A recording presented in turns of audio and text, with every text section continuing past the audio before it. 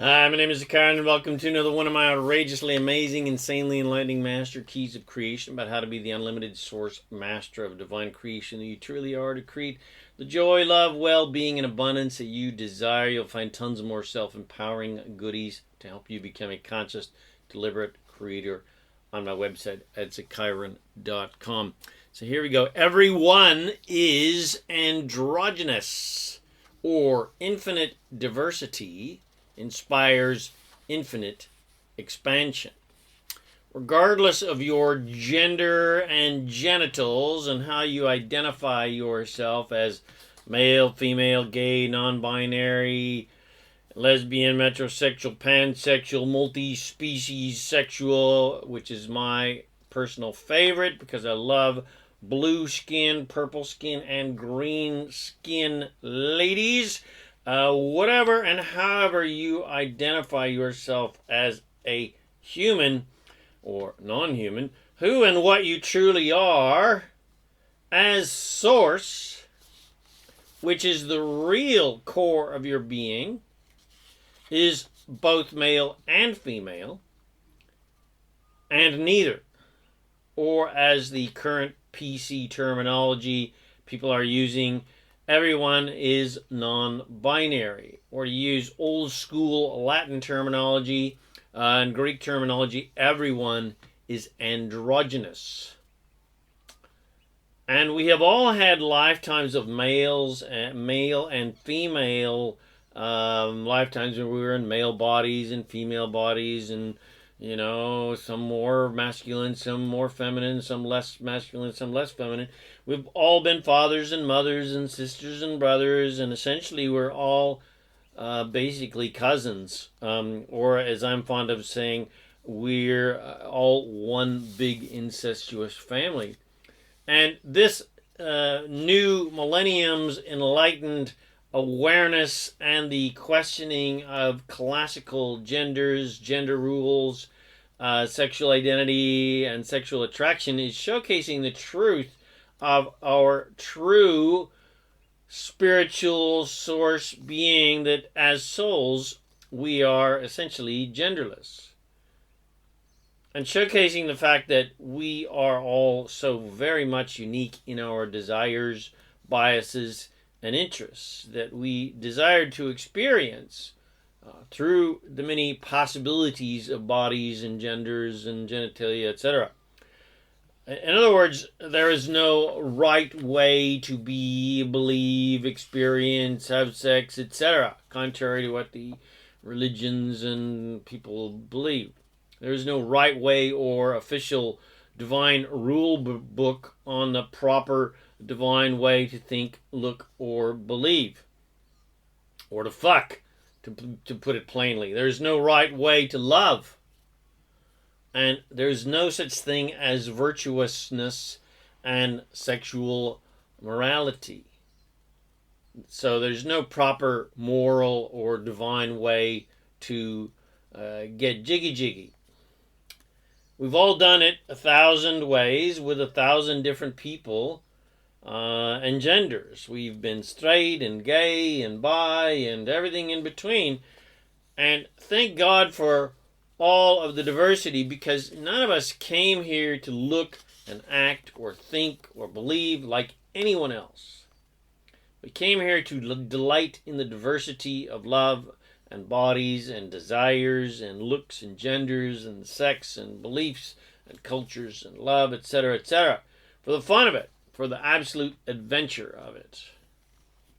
And the diversity that exists is an absolute jewel, because it gives us all an unlimited amount of ways to experience life, which inspires an unlimited amount of desires that we want to create in our lives, which inspires an unlimited amount of experiences that we can experience, etc., which basically creates infinity and constant expansion and evolution. Because infinite contrast inspires infinite desire. And that infinite desire is always for ever expanding improvement, because we are all infinite joy beings. So we will always want an infinite supply of never ending joy and fun and adventure and excitement. And we will always want a never ending supply of fun adventures and diversity of bodies and beliefs and personalities and desires, etc., which ensures a never ending supply of people to have fun adventures with. Because the purpose of life is joy, not some sort of bastardized version of unity whereby we all think alike and believe in the same rules and we all look the same like we're some sort of cloned androids or something. There are no official and or divine rules. Rules are created by humans. They are not created by divine beings.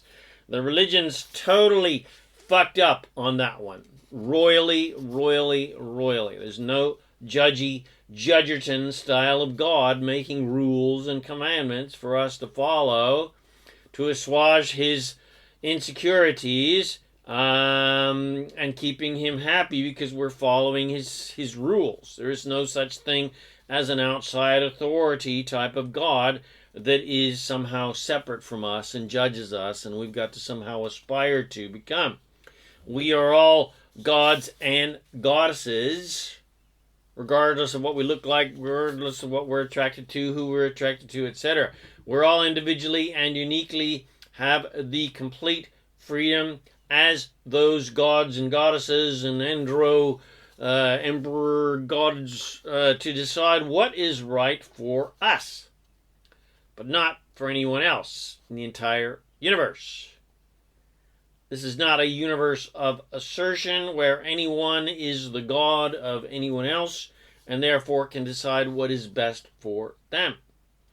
So, bad news for all of the clergy, the politicians, corporations, the aristocracy, the legislators, the police, and dare I say, even parents, because not one person has any divine right to decide what's best for anyone else, not even children, not animals, not anybody, because every soul, no matter how young their body is an all-powerful divine source spirit with the complete freedom and control of creation to decide what's best for them based on how they're thinking and attracting whatever they want.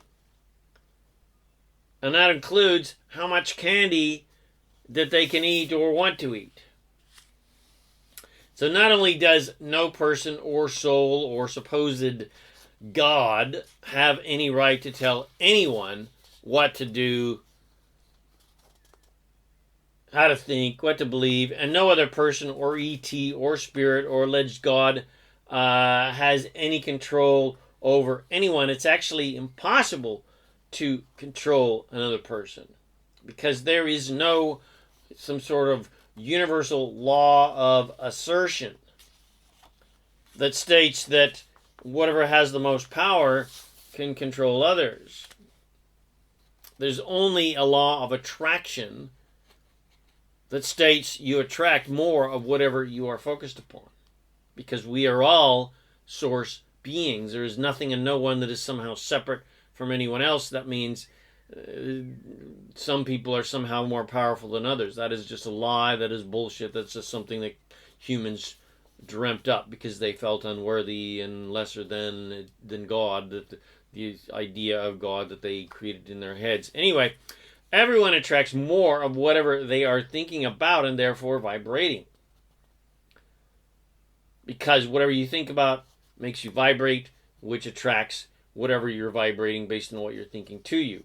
That's the only commandment in the universe. That's the only real divine law that you really need to pay any attention to in the universe. The rest takes care of itself.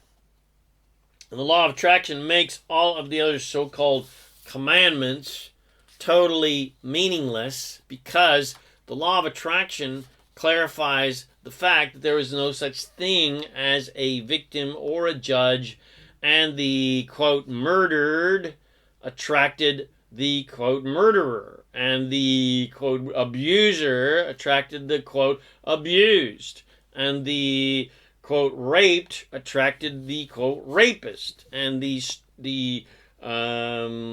stolen from attracted the thief. And in a more positive way to describe it, the lover attracted the love. The joy attracted joyful people and joyful experiences. The abundance mindset attracted the abundance experiences. And contrastingly, the lack-oriented mindset attracted poverty.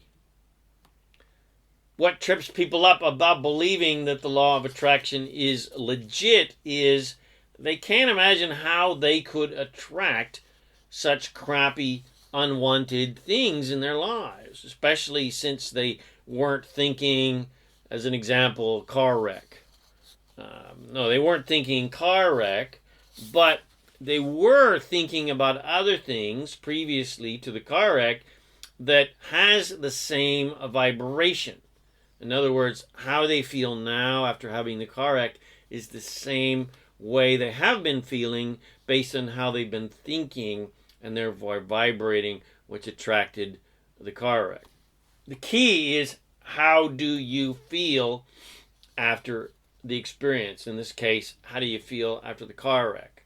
Are you angry with yourself for not paying attention and being careful and being too aggro and being rushed, etc.? Because if you would have just not rushed out the door, if you would have just stopped and taken a breath, well, you wouldn't have, had that split-second coincidental crashy-bashy with the other idiot that was, going the other direction. Or do you feel inconvenienced and frustrated, or like, everyone's out to get you, nothing ever goes your way, it's always something. If it's not one thing, it's another. Life isn't fair.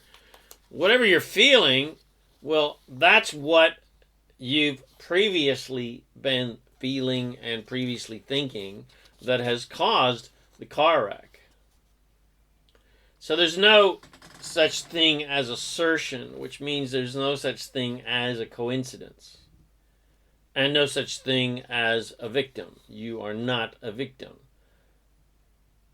And so there's no such thing as a, quote, right way or a commandment or any other rule that anyone is supposed to follow to keep some sort of insecure God who needs therapy happy. And so there's no such thing as some sort of proper, moral, ethical way to live or think or believe or be.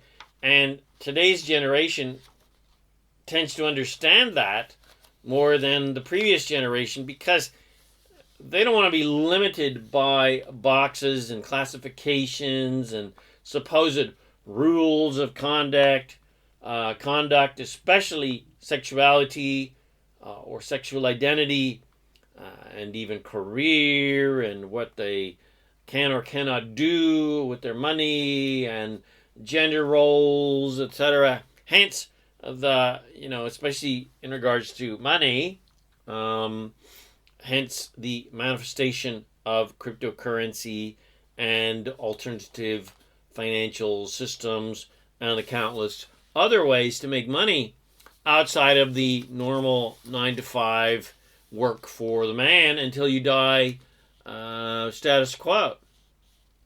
And we should be proud of every single soul who does anything outside of the norm because they are acting out whatever one wants, whatever one truly wants, which is to not be limited, to have complete freedom to believe and think however they want. The only hitch in this new desire to not be boxed in and limited by sexual identities is the belief that they can be victimized and stereotyped by ignorant people, and thusly that could limit them. But regardless of how you want to be identified, it matters not what other people think about you. All that matters is what you think about yourself. Because you create your reality. Other people do not create your reality. You decide if you're going to be happy or not. Other people cannot decide if you're going to be happy or not. It's only you and your reaction to what other people think about you that makes you unhappy or happy. Or basically, the classic, what other people think about you is none of your business. Whether people think you're male, female, non-binary, androgynous, pansexual, gay, straight, bi, whatever, regardless of what you do with your genitals or any other part of your body or your mind, is none of anyone else's fucking business. Plain and simple. And what anyone thinks you should or shouldn't do with your body is none of your business. Did you get that? What anyone else thinks that you should or shouldn't do with your body or your mind or whatever is none of your business. So contrary to what people believe, because of their fears, diversity is an absolutely beautiful, amazing, divine thing. And this planet and reality is more than big enough to handle the immense diversity that exists, whereby not only are there countless cultures and countries and communities and religions with their similarly oriented, agreed upon beliefs, but it also handles the real diversity, which is regardless of whatever culture or religion, every person is born into and raised to believe. Regardless, every single soul on earth has its own unique beliefs, perceptions, and desires that is completely unlike the beliefs, perceptions, and desires of anyone else.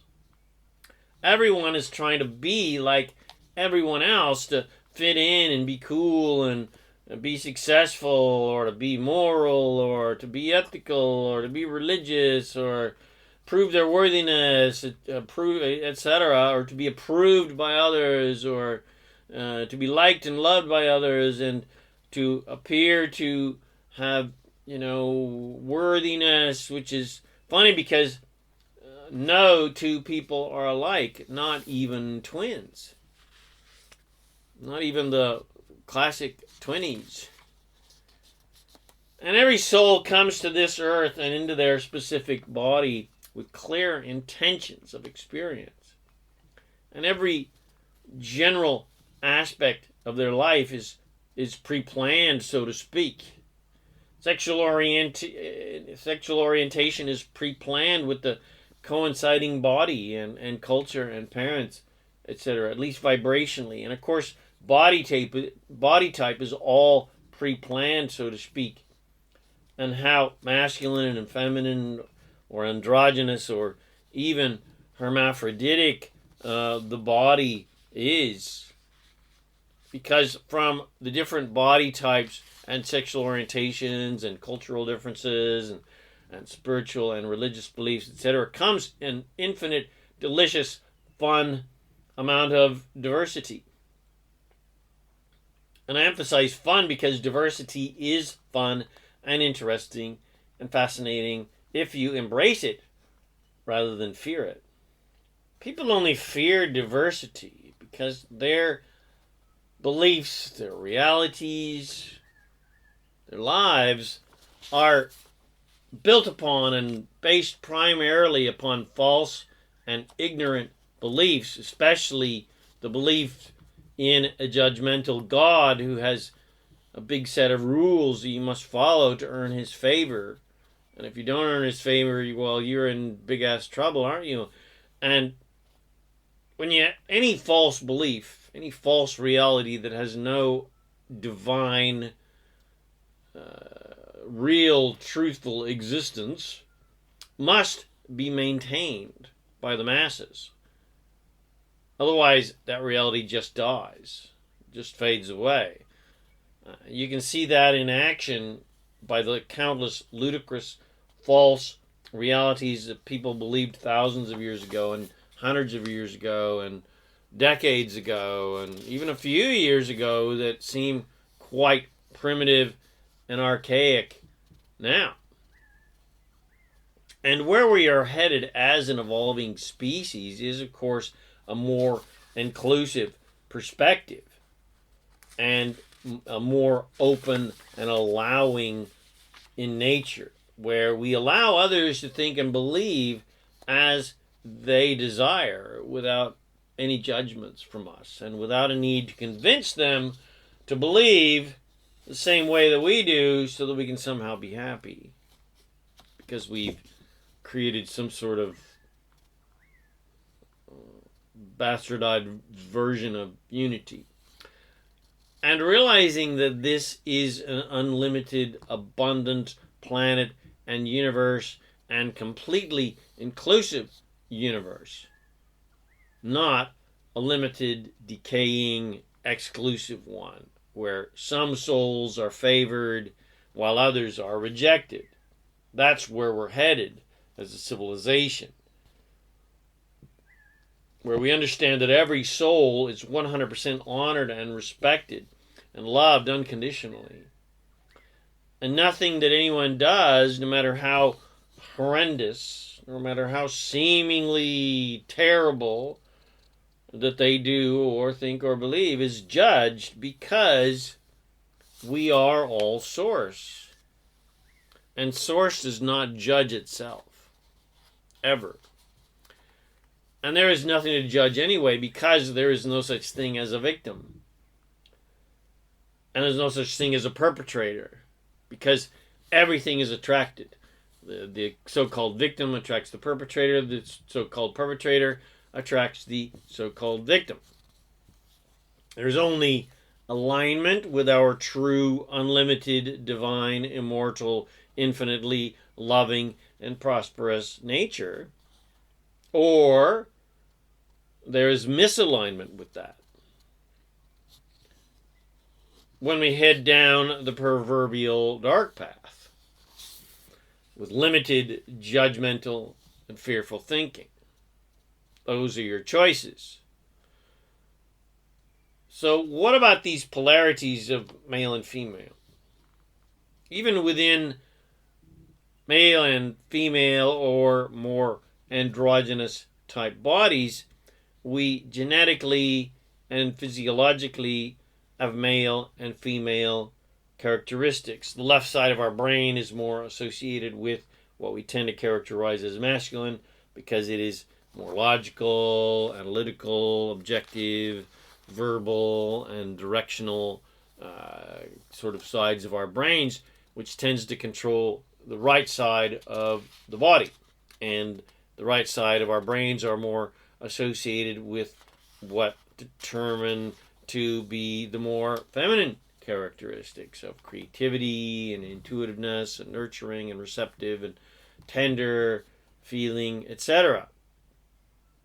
And males tend to have an increased blood flow to the masculine left side, whereas females tend to have an increased blood flow of the more feminine right sides of the brain.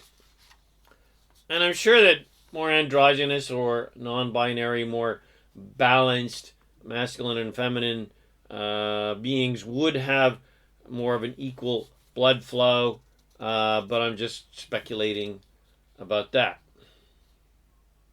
And of course, if you are expressing yourself regardless of your body, whether it's more masculine or feminine, of course, if you're expressing yourself in a more masculine way, well, of course, blood flow is going to go to that side of your brain, and if you're expressing yourself in more feminine ways, well, of course, blood flow is going to go to that way. So the point is, we're physically both male and female. It's been shown scientifically that females have a greater amount of connections between their left and right hemispheres, whereas males tend to have less left and right brain hemisphere connections and tend to have more connections within each individual hemisphere, and mainly the left hemisphere. And I will speculate again and theorize that more feminine-oriented males would have more connections in their feminine right sides, and reciprocally more masculine-oriented females would have more connections in the left or masculine sides. So that's a good one for Mythbusters. So to generalize, female brains are more optimized for combining analytical and intuitive thinking, whereas male brains are optimized for motor skills and analytical thinking, but less so in the intuitive fields.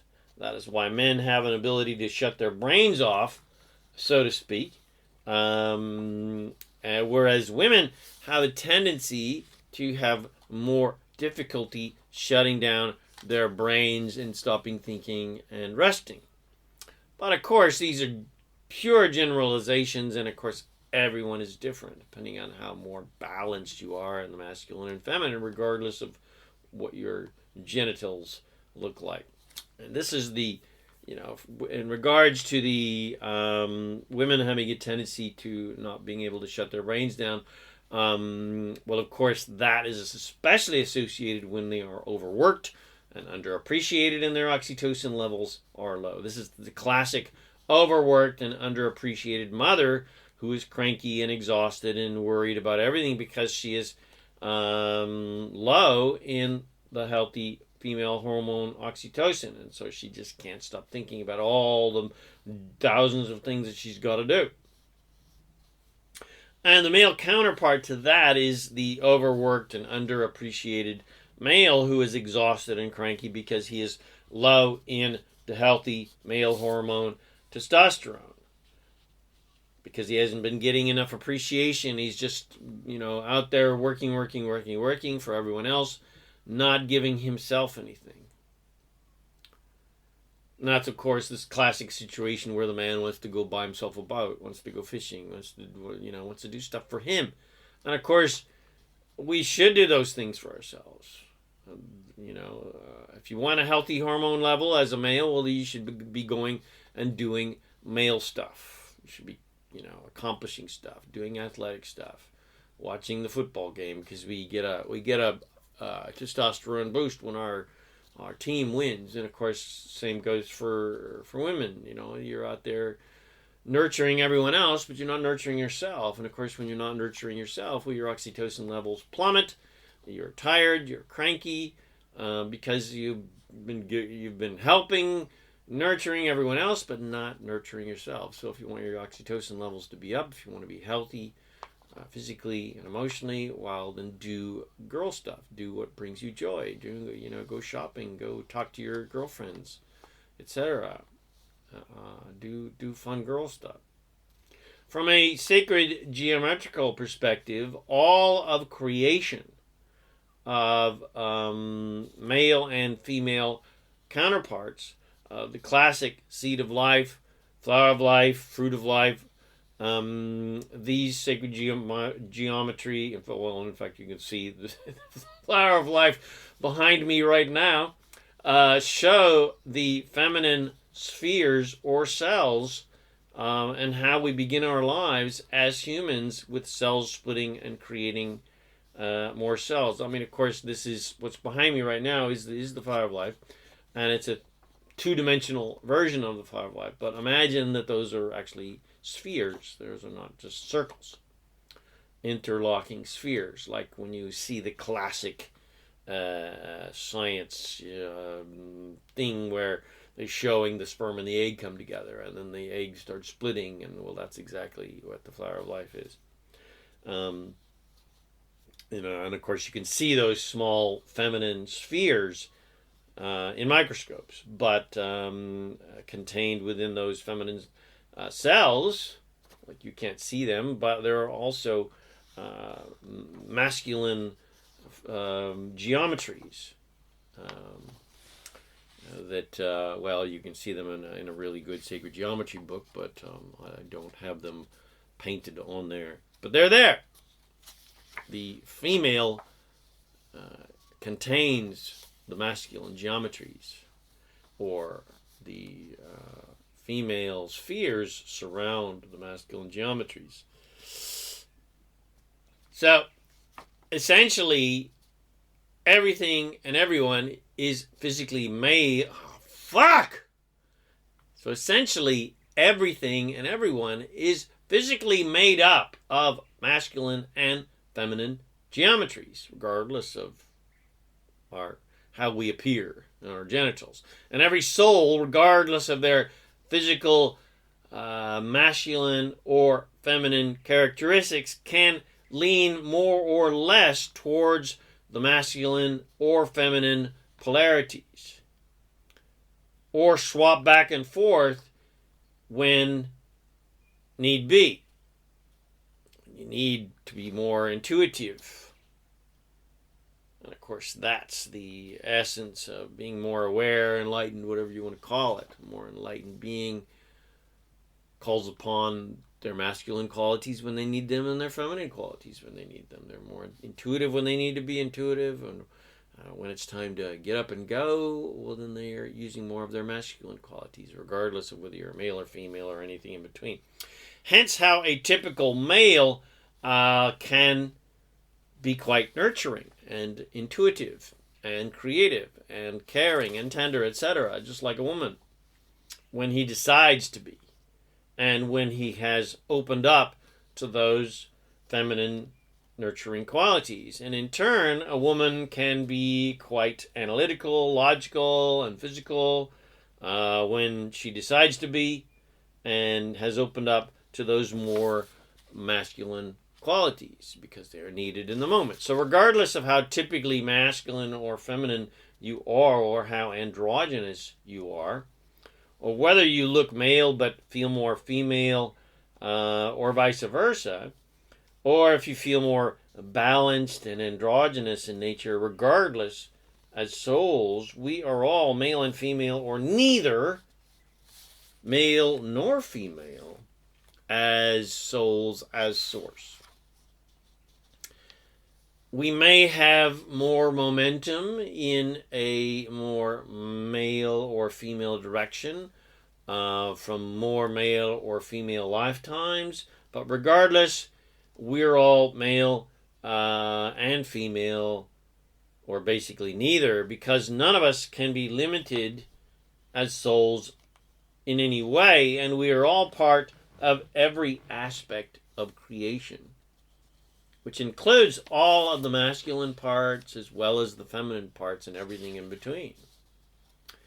We are essentially everything and everyone. And as soon as people realize that, they will much sooner embrace the delicious, fun, adventurous diversity of gender and sexuality that has absolutely nothing to do with anything important or dramatic or spiritual, other than providing great diversity, which creates great contrast, which inspires infinitely diverse desires and experiences and growth and expansion and fun. Now, your goal as an infinitely expanding master of divine creation is to become very androgynous in nature. That does not mean you necessarily become more masculine or feminine physically, because you have distinct intentions and biases and desires for specific physical attributes, which is why you have the body that you are in. You chose this body and its physical characteristics, its gender-specific characteristics, or its more androgynous characteristics, and its sexual orientations, etc. So I'm not talking physically in regards to androgyny. I'm talking mentally, emotionally, and spiritually more androgynous, with the ability to be analytical or as intuitive as you need to be in the moment, or to be as nurturing and sensitive as you need to be in the moment, or as classically physical and athletic as you need to be or want to be in that moment. Hence why women's sport is now really coming into its power. And the boys are enjoying being girls. Not necessarily to prove anything, but just because it's fun. We each have the capacity to be as masculine or feminine or anything in between as we want to be or as is needed in the moment. We each have the capacity and potential to be super analytical brainiacs and logical super Spocks, or to be psychic and intuitive and caring and nurturing, etc. Or to be athletic, or to be girly, or to be blokey, or to be motherly, or to be spiritual, etc. The point is, no one is limited in any way to be, do, or have anything that they desire, regardless of their physical body and genitals or sexual orientations. Your mantra in life should be no limits. I am unlimited. Or to word it, in a very positive sort of mantra way, which is how you truly are. You are infinite. I am infinite. I am unlimited. And nothing and no one can limit me in any way. So, nothing and no one can limit you in any way except your own thoughts about yourself. Or your thoughts and concerns about what other people may think about you. Which is 100% out of your control and 100% none of your business. It's the classic, what other people think about you is none of your business. Especially because other people's perceptions and beliefs about you have nothing to do with you and do not affect you in any way unless you believe they do, because there is no such thing as assertion, there's only attraction. So it's never other people's perceptions of you that can limit you or do limit you in any way whatsoever. It's only your perceptions of yourself that limit you, and your belief in the importance of what other people think about you and how you decide you're going to feel about that limits you. So stop limiting yourself with your limited thoughts and beliefs about yourself, and stop arguing for your supposed limitations that are not real at all, and have some freaking fun already, which is why you came to planet Earth. Because the only reason you're here on Earth is for the joy and fun of it, because the purpose of life is joy, and the basis of life is freedom and infinite diversity. And the result of all that is infinite expansion. And you're free to create absolutely anything you desire. No limits whatsoever. You are completely 100% immortal, infinite, and unlimited. You are 100% infinite and unlimited in nature. So your mantra is I am infinite. I am infinity. I am unlimited. So I hope you enjoyed my vodcast. Everyone is androgynous, or infinite diversity inspires infinite expansion. And you really embrace that and really start to enjoy the infinite diversity on planet Earth and the infinite ways that people perceive reality and believe reality to be. And especially, I hope that it helps you let go of your need, your addictions, that other people somehow believe the same way as you do, so that you can have some sort of bastardized version of unity, which you don't need, because you don't need to agree with anybody in physical reality. You don't have to believe any certain way as anyone. Everyone's under the control of their own spirit. Everyone's being guided by their own spirit, by their own soul, by their own source. So they don't need you to guide them. They've got their own guidance system. Everyone does. So let go of your need and your desires and your addictions to getting other people to believe the same way you do so you can somehow feel better. And just feel good regardless. Enjoy, just delight in the absolute infinite diversity of life and experience and belief and so forth. And really just enjoy that. So, if you did enjoy this vodcast, share it with your friends. Bless them with these amazing teachings. Please subscribe to my YouTube channel and my podcast channel, The Master Keys of Creation. Come visit me at ZaKaiRan.com for tons more self-empowering goodies to help you become a conscious and deliberate creator of reality to literally make all your dreams come true. My name is ZaKaiRan, and I'm here to help you remember that you are an unlimited master of divine creation, and you have the absolute power and freedom to create the love and the joy and the well-being and abundance that you desire. Thanks again for watching this video or listening to this podcast, and I wish you immense joy and abundance on your magnificent journey of divine creation. And remember to make life a holiday. Woohoo!